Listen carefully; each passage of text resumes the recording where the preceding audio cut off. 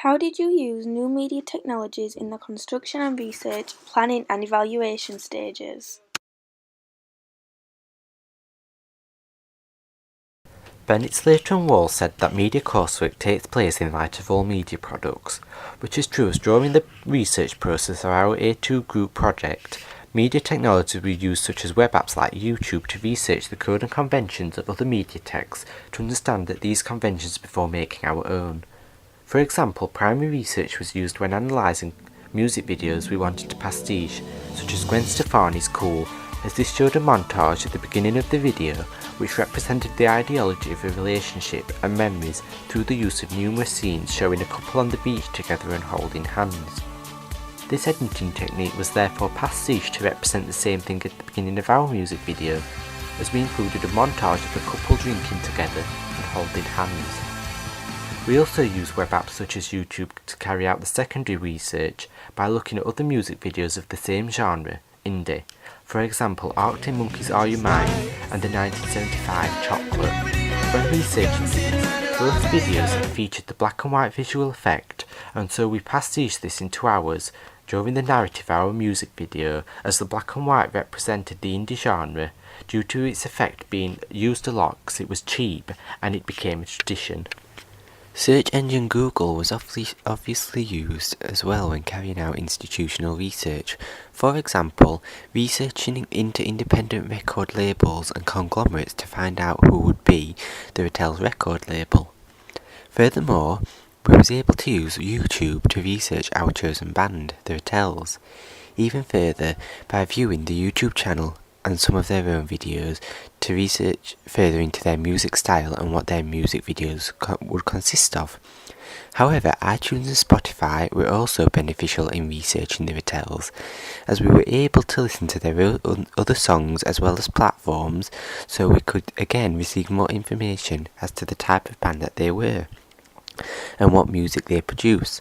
Social media was also helpful during the research process, as the use of Twitter and Facebook again helped us research the hotels and who the target audience is, etc. We were also able to use primary research by analysing bands, websites and digipacks of our chosen genre, as this helped us to learn more of the genre and the type of colours or mise-en-scène used to pastiche into our own products. However, not only did I use Google to research existing digipacks, I also went into music shop HMV to find digipacks there that were similar to my genre, for example the Lumineers.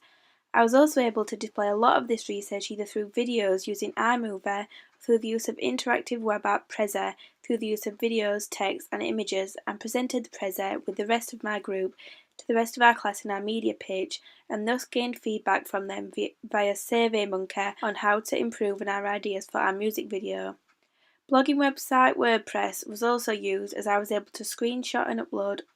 all of the research I had done into my chosen band, target audience or genre onto this blogging site, so not only was there proof I had done the research, but all my information was in one place, and so I could easily look back on it whenever needed. Research was therefore evidently important within contribution to my product, as I was able to research the conventions of existing products to then pastiche these conventions into my own, thus making my product appear more professional, said by Pete Fraser 2002. Pete Fraser 2002 spoke of professionalism and organisation, and our group were able to maintain organised during our product through the use of planning. For example, we used web app Bubble.us to plan our initial ideas, including ideas for mise-en-scène, shot types and camera work and editing techniques. For example, high-key lighting on Ash when performing to represent his star persona, Richard Dye in 1975, and jump cuts of the performance footage. Furthermore, Clark et al. 2007 spoke of regular audience feedback, which our group were able to do by planning a questionnaire on web app SurveyMonkey for the peers of our class to do, and ask questions such as, are our actors suitable for the narrative and genre? State why, therefore allowing the audience to elaborate on their answer, for example, by saying, yes, as it fits with the stereotype, attractive people, and that they are relatable, which enables us to have more of an insight into what they are thinking, so that we can make our music video relatable to our target audience. We also asked the actual band, The Vatels, what they thought of our initial ideas via Twitter, with their responses being that they represent the genre well and are similar to something we would do ourselves.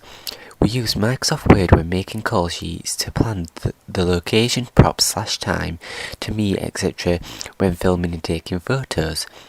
as this enabled the actors to turn up knowing exactly what to wear and equipment to bring, and also what time to meet so that the filming could be carried out straight away, which therefore represented our organisation, said by Pete Frazier in 2002. Again, the evidence of this planning was uploaded to our blogs on WordPress, which enabled us to keep all of our planning in order and to come back to it whenever needed. Julian McDougall, 2009, however, did state to be critical when evaluating your own work, and so during the planning process of our product, me and my group could have videoed us doing focus groups that didn't just include friends, as this created bias and so may have produced invalid research. By asking a wider range of people to partake in our focus group, we could have gotten even better insight into what to include in our product, as Bennett, Jones and McDougall, 2002, did state how an artifact must be tested on a clear audience. During the construction process of our product, our group used the Sony HDR1000P to film our footage.